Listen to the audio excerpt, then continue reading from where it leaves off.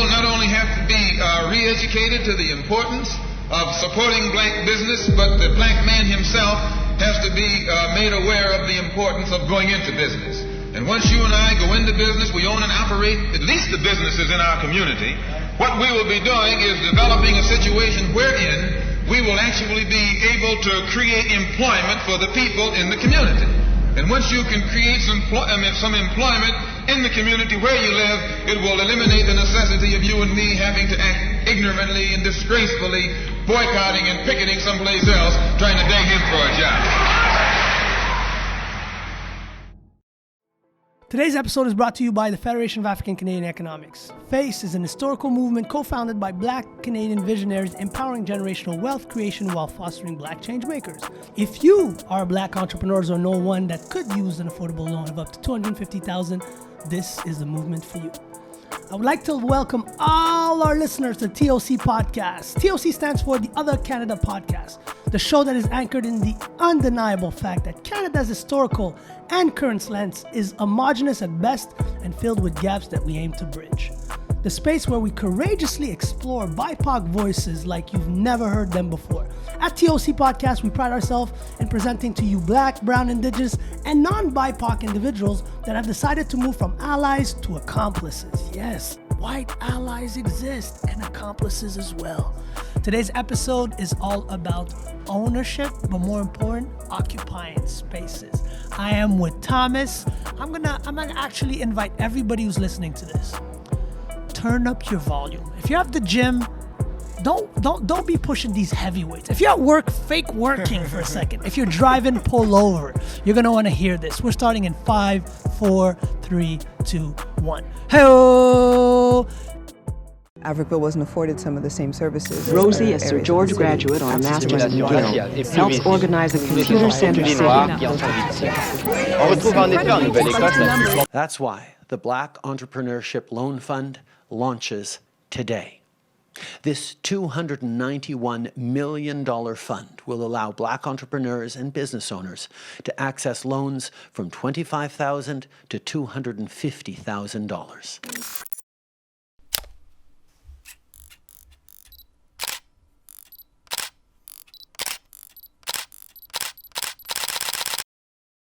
Thomas, how you doing, brother? You know what? I'm blessed, my man. That's it. I'm blessed.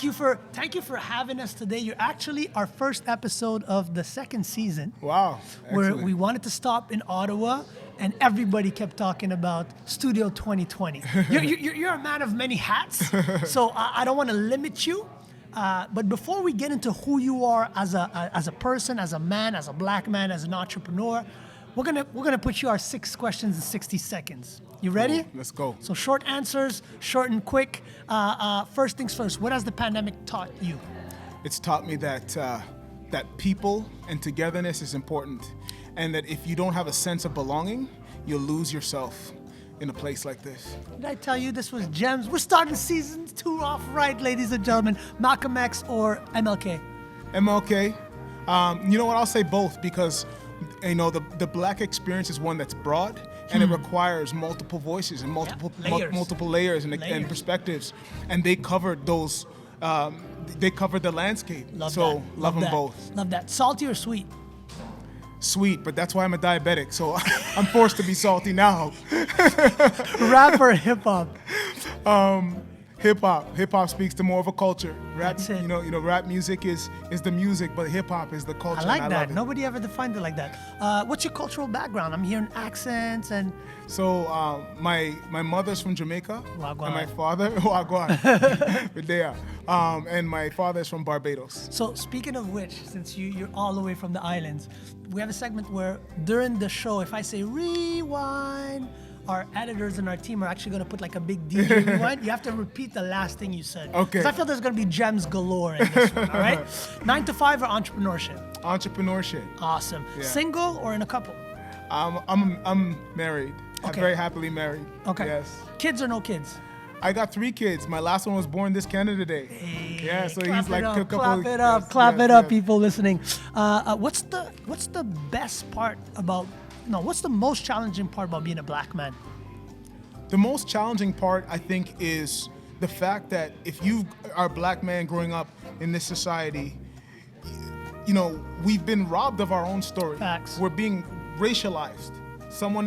People are speaking on our behalf. And I think that the most challenging thing is actually reclaiming our history, reclaiming our story, because that's where our identity lives. I love that. And I love and that. although it's difficult, it's challenging, it's also the most rewarding thing that I'm going through.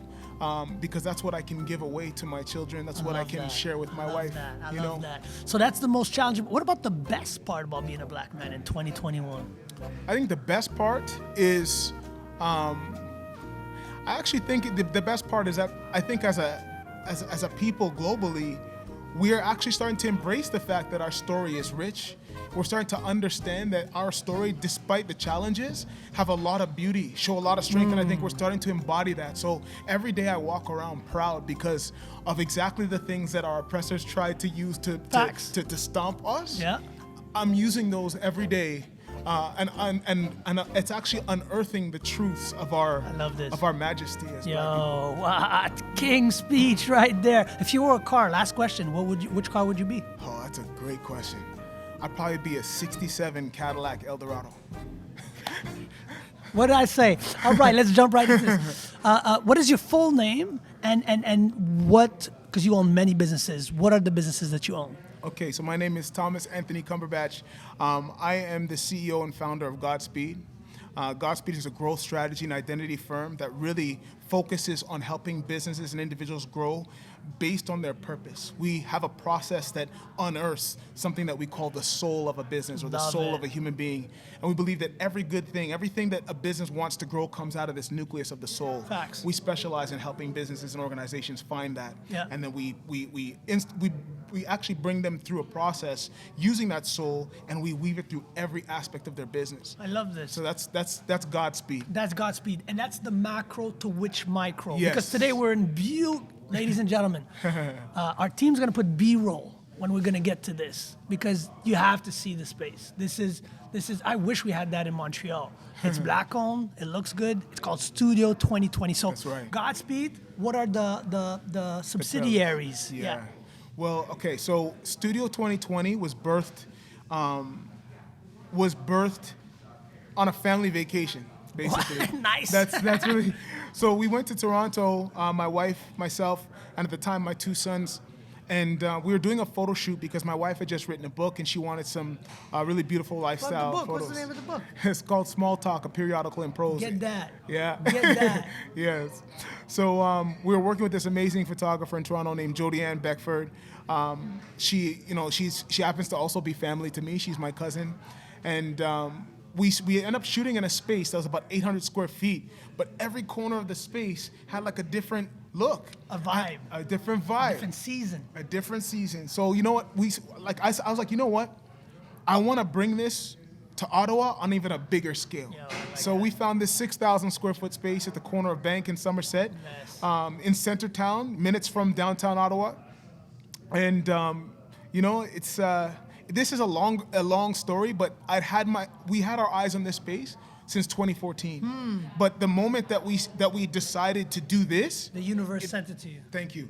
That's it. Thank you. It was destiny. I was able to get out of my last lease right away, move into this space, transition to this space, and I knew that despite the fact that I didn't have a full-fledged plan, I needed to do it because it was a gap, and I was tired of not filling that gap.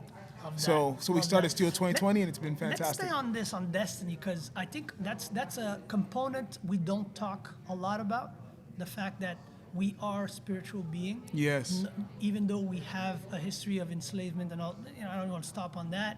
We have a history, and our core, our DNA as black people is anchored in spirituality. That's in right. Faith, in believing in purpose. And you just touched on that. How important do you think it is for entrepreneurs to go back to this spirituality, to this faith, to this purpose-driven kind of, instead of just going into business to make money, how about going into business purpose-driven, and then the money should logically follow? Can you touch on that? Yes, 100%. I love that you asked that question because this is the nucleus of our business. Exactly the philosophy you're talking about is the nucleus of our business. And the reason why is we have a fundamental and a foundational philosophy at Godspeed that says this: brands are individuals, not institutions. Rewind.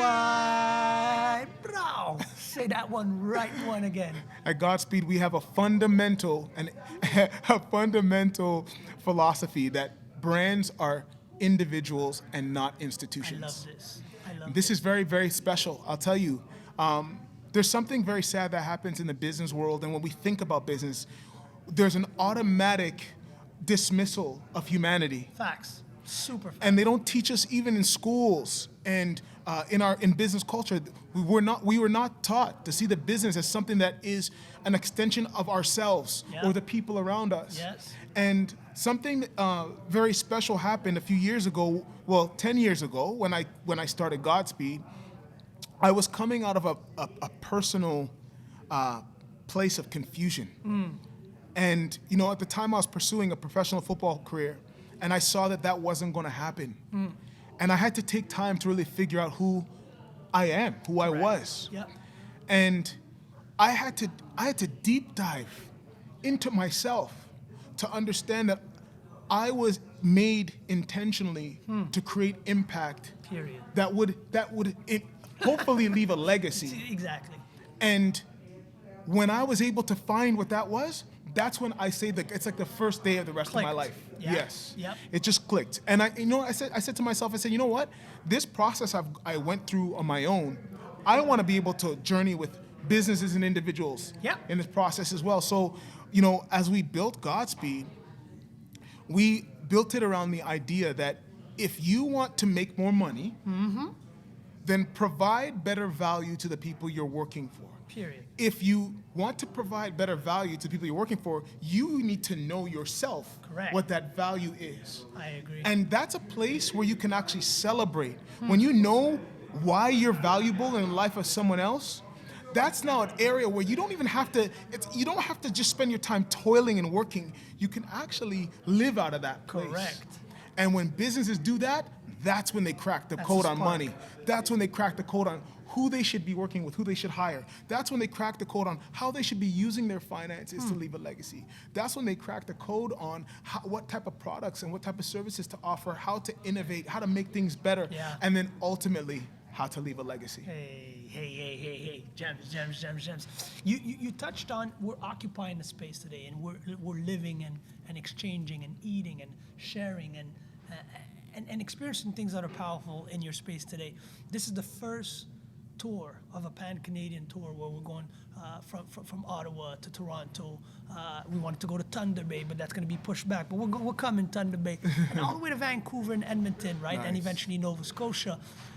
How important for you is it to occupy space? Because one of the subsidiaries, which is the one we're in, is all about space, right? Yeah. How important is the occupancy of black bodies occupying the spaces they navigate through? See, you said something very powerful a question ago. You talked about the power of spirituality, the importance of spirituality and understanding purpose and human substance.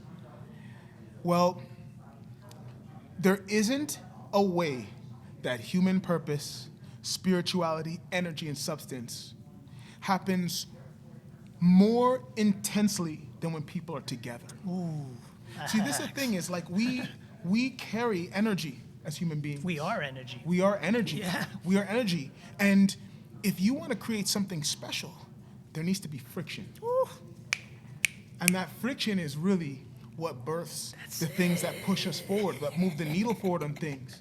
I could have this conversation with you over the phone. I feel like you're my cousin, sorry. Like I talk about this all the time. Man. I knew that from the day we met. Yeah. If we were to have a conversation on the phone, sorry, I cut you off. You said problem. If we were to have a conversation on the phone. If you and I were to have this conversation on the phone, it'd be a good conversation. It wouldn't be the same.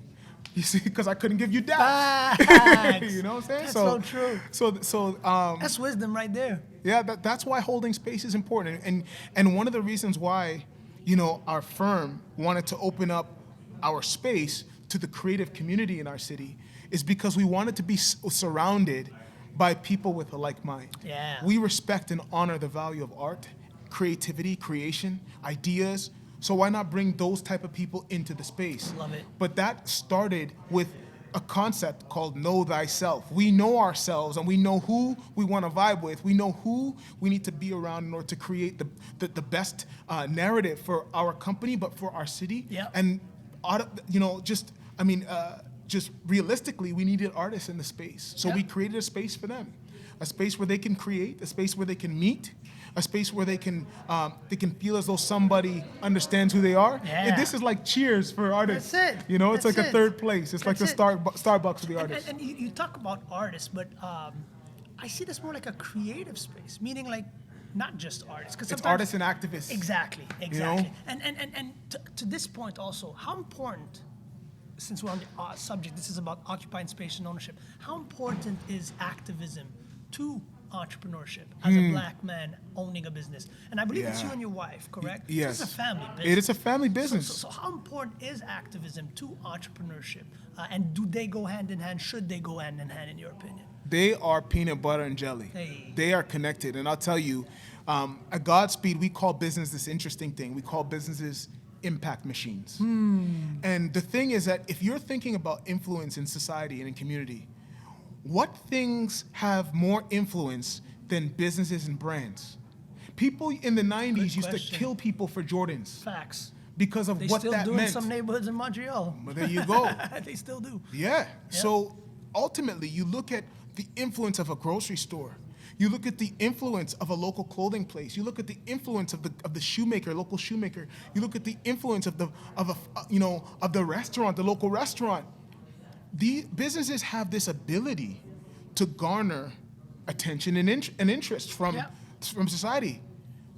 Because of the eyeballs on businesses, businesses have a responsibility to give back to the people that sustain them. I agree. And this idea of making sure that businesses are now also taking on the burdens of the community and projecting that voice, it is a business responsibility. Ability. Yes, that's why agree corporate social wholeheartedly. responsibility is like, it's no joke. Yeah. And some businesses do it innately, and Yeah. some businesses don't. But we all at some point need to be intentional around saying, look, what is it that I'm going to do to use this wealth, this influence, the people in my business, the visibility I have, to actually make our world better? Businesses, I believe, were created by the divine to not just serve people practically, but I believe they're powerful facets of community. They are anchors and pillars. And that's why when you attack businesses and you kill businesses, you kill your community. Exactly.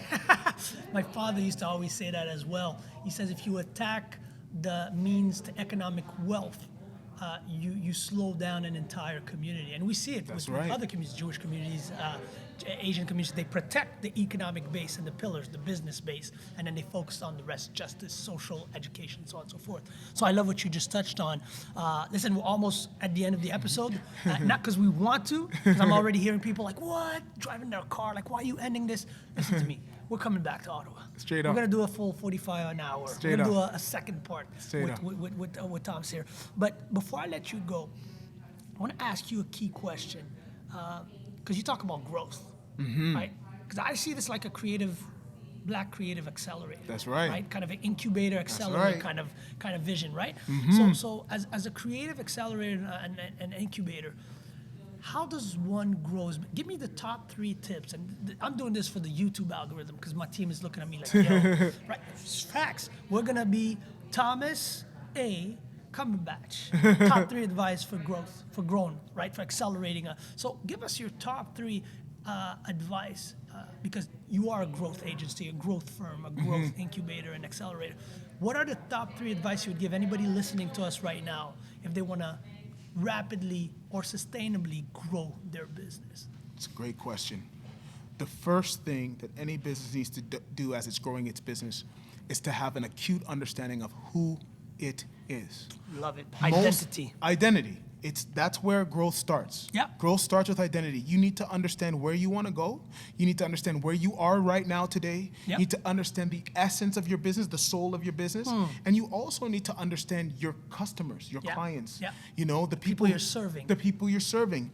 Very important. So that idea of first understanding who you are is paramount. So first thing, know who you are. Know who you are. Who you are and who you serve. That's what right. would be your second advice? The second piece is, as you develop that understanding of your client base, learn to create a product or service that fits seamlessly in that gap Got you. that your clients Love have. it. So learn to adapt and mold your product or service according to the gap you're aiming to fill. That's right. This is genius. Number 3. Number 3, I'll tell you, I've always tried to shy away from this because it's never been the most important thing to me, but I'm understanding as I get older and I gain more experience in business, you really do need to have a strong understanding of how money works. And I'll tell you, say that again. It's not even just make money as a business. No. It's understanding how money works, because ultimately, in our world, money just happens to be our currency. Correct. It's our currency. Correct. And money is, when you see people thriving, it's because they understand how the system works. Those who are falling, they don't understand Correct. how the system works. So if you're going to be a business that wants to grow, you know yourself, you develop an amazing product that will get you to the table despite your color. Correct. You know what? I've been able to sit at the table because of the quality of our product and our service. Period. Regardless of the melanin in your skin. Exactly. And you know what? Sometimes the people at the table, they don't like me. Of course. But you know what? The product is too good. Right? The product is good. Like, undeniably good. So create a great product or service. The third thing is understand the financial system, because the finances piece is going to be the catalyst. Correct. That allows you to deliver your product or service. Correct. A lot of businesses in our community have delivery issues. A wonderful product. Yeah. You go to a restaurant and the food is bomb, and you're going, how come I go to a big box restaurant with 100 locations across Canada, the food can't touch it, they're raking in money, and this local mom and pop shop on the corner, thank you, no one knows who they are, and they're struggling, but that food is the highest quality, love was put into it, it's because they don't have the systems that enable them to go to market. Yes. So those 3 things is what I would say are the first things to think about. So know who you are, who your business is, who you're serving. Learn to adapt and mold your product. I think that's such a genius as well. And understand the money metrics. That's right, 100%. Thomas, we're blessed, black, and highly favored that you Amen to that. Accepted us into your space today. Thank you. We will take a rain check, and we will be back. Awesome. Because this is too beautiful. This is only one of the seasons you navigate at Studio 2020. Anything you want to plug before we let you go today? Because this is the first part of a 2-part series. We're going to have also another entrepreneur join us quick. But anything you want to plug before we let you go, the floor is yours. Thank you. This is a little unorthodox for something like this, but I want to salute my wife, who just gave birth to our 3rd son, Ayo Jaira Cumberbatch. Shout out. And I just love you so much. And without you, I couldn't be talking about business today. Love this. So we're gonna take a quick break. We're once again this podcast brought to you by Face, evidently, but more so today brought to you by Godzspeed in Ottawa. Space called Studio 2020. One of the many subsidiaries owned by this brand. I think it's our collective duty as a Black Canadian community to make sure that there's a Studio 2020 in every city in Canada, if not in the US and the Caribbean and the diaspora. And also, I'll add, Black businesses are not just, like we touched on with Thomas, they're not just economic drivers in our community. They are what will ensure the longevity of our community, the passation of generational wealth. So we have a collective duty to ensure that spaces like these are occupied across the country and that they are building generational wealth, so that my kids one day can say, I shot my first movie like Issa Rae in a Studio 2020 owned and started by Thomas A. Cumberbatch. So thank you for being us. After the break, we're going to have another amazing entrepreneur from Ottawa. Stay tuned. We'll see you in 2 seconds. And we are back at the beautiful Studio 2020 owned by Godspeed and its founders, one of which we just had before the break, Thomas A. Cumberbatch. Today we have the amazing entrepreneur. We have, as our second part of this podcast, Resa Solomon-St. Louis. Yes, hello. Correct. How are you, Thierry? I'm doing well, and yourself? Good, thanks. Thank you. So you were just part of a roundtable that was amazing. Yes, it where was. we learned that Ottawa's Black community is not just rich, but is also extremely passionate. And there were so many gems. I took a lot of notes, right? So today, on the second part of the episode, I want to talk about Black women entrepreneurs, but also because you are the founder of Afrotecture. Yes, I am. Right?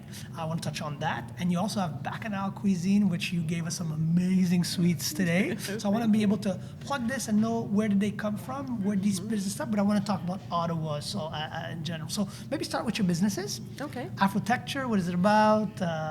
What does it do? Why is it awesome? Okay. Well, thanks so much for the opportunity. Well, I'll start with Bacchanal because Bacchanal started first, and I started Bacchanal several years ago when I left the federal government. Okay. So I left my career as an engineer, manager, and director, and started my second passion, which is to become a chef. I went to chef school, and my goal was to create healthy options, lifestyle options for Caribbean food. So all of the fantastic flavor and amazing lifestyle options too. That's it. We do take-home foods, stock the freezer foods. We have a line of specialty foods, catering. You'll see us again now that the pandemic is lifting at major festivals. So we've been a part of Blues Fest, things like that. And it's a great personal pride for me to have had the opportunity to represent the High Commission for Trinidad and Tobago, which is where my family is originally from, at the Embassy Chef Challenge. Amazing. Where I participated for the first time and won the championship for it. And the second year I participated, I won the People's Choice Award. So it took away the top 2 medals. We have a star. So that's something that has really propelled me. And that business, part of that business includes a line of foods, and that's related to Afrotecture, because I have had the opportunity to be active in things like farmers markets and artisan shows, etc., around the city. And with the pandemic, we were one of those businesses that had to make some major pivots. And we were deeply impacted, I would say, around holiday time with the first year of the pandemic, because things like holiday shows were non-existent. And that's a big thing for people who are into artisan foods as a local producer. And we ended up surprisingly, to our surprise, we ended up being shut out. And the reason, I understand the reasons for it, seniority. They had to limit the number of people that could be parts of these things due to social distancing. But the challenge with seniority and grandfathering and things like that as a policy is that it has an unintentional exclusion. Correct. Barriers, for sure. Absolutely. And so what I looked around and I saw that, well, if I'm established and I'm not able to play in the game, then what does it mean for others that are newcomers or maybe aren't as established or haven't been as visible? And so my sister and I decided that we wanted to move ahead with a long passion of ours, and that was to create a concept, a store concept, a retail concept that would be based on Black Canadian companies and artisans. And that's why we called it Afrotecture, made by Blacks. And so we were really fortunate to be able to be part of a space in a premier location, downtown Ottawa, the Heritage Building in the Byward Market, part of Ottawa Markets. We had a fantastic Christmas session that was wonderful for our local Black artisans that participated with us. So much so that we decided a couple of months ago to sign a lease, even though it's a pandemic, because we really honestly have We believe in this. We believe in it. And that's a great segue, Resa, to passion. Absolutely. Because passion.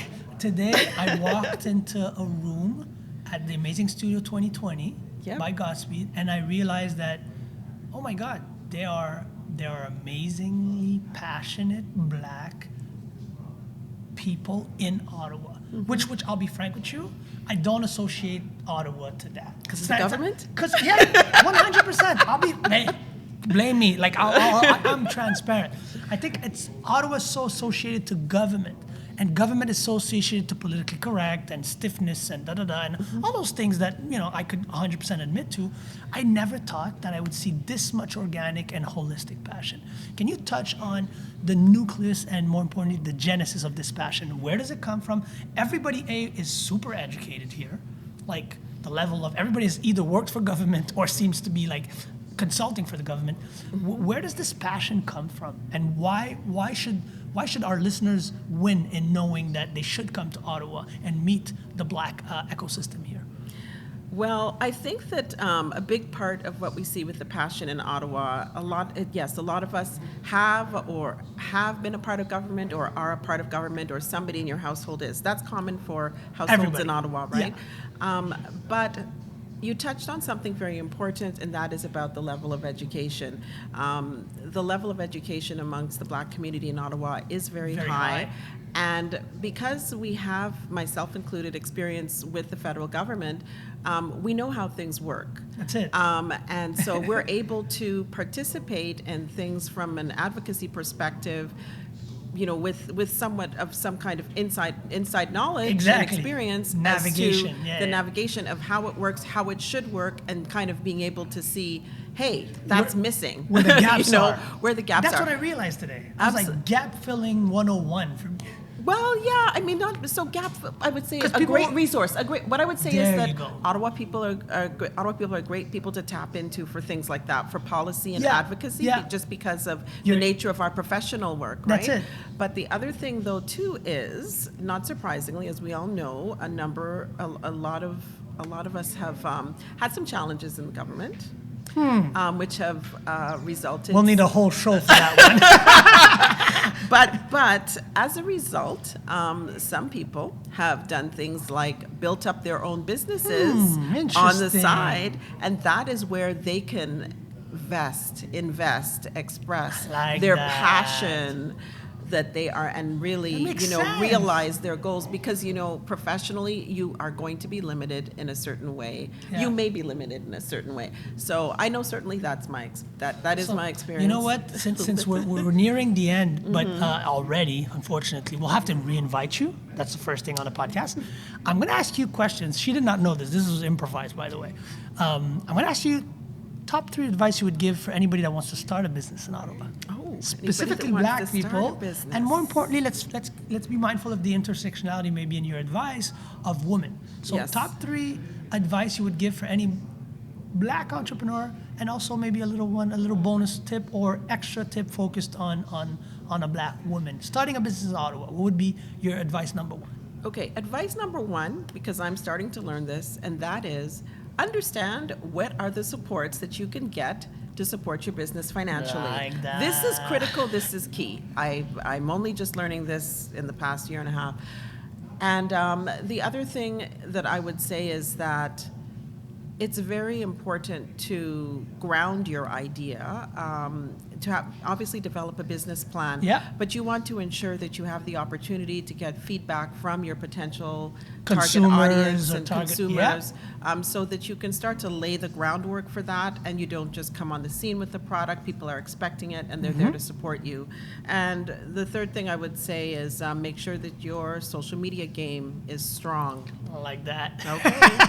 Make sure your social media games are. So Resa, you said tip number 1, understand the financial support that are existing, that are around.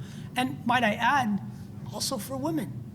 Black women entrepreneurs starting a business in Ottawa, there's finance now through FACE, obviously, and other entities for Black entrepreneurs. But there's so much financing for women entrepreneurs as well, which you are 1,000,000% entitled to.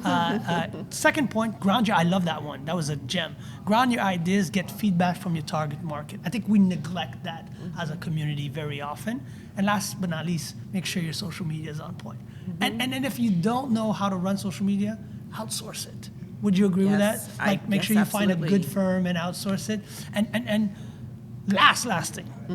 I keep saying last thing. We have a segment on our podcast called the 30-second elevator pitch. Oh.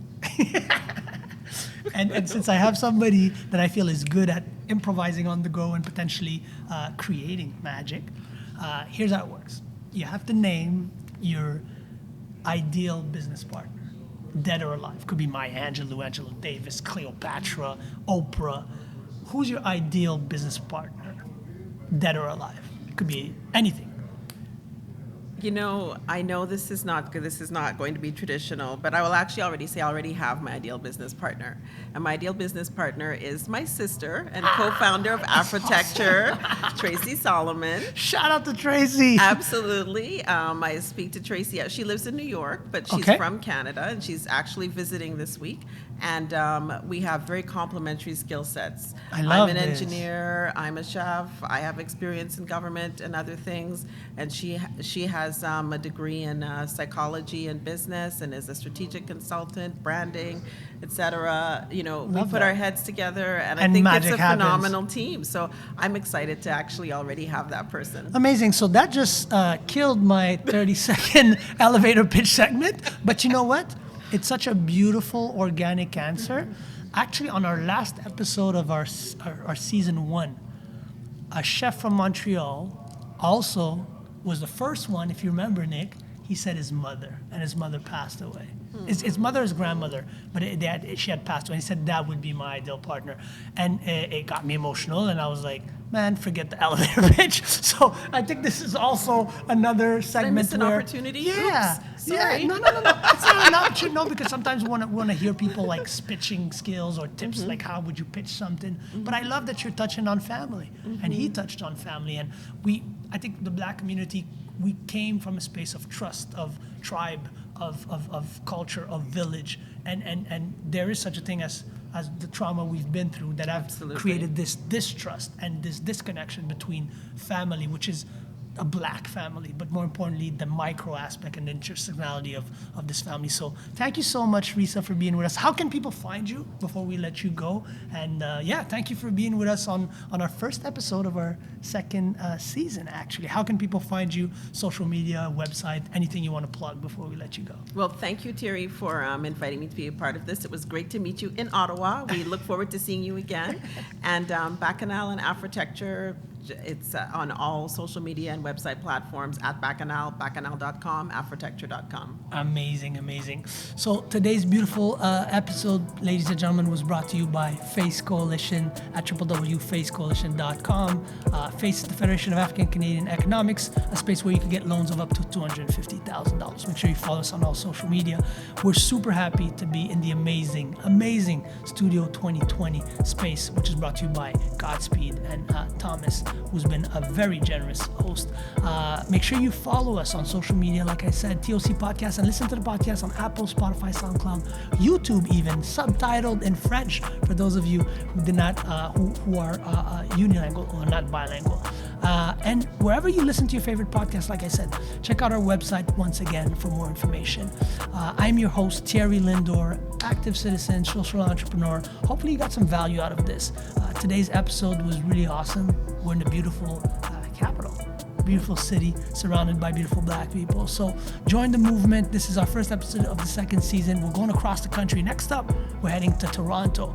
Really excited about this one, but we're going to have to come back. I think my heart might stay in Ottawa for a little while. We're going to have to come back here. Until next time, ladies and gentlemen, stay blessed, Black, and highly favored. Hey-oh.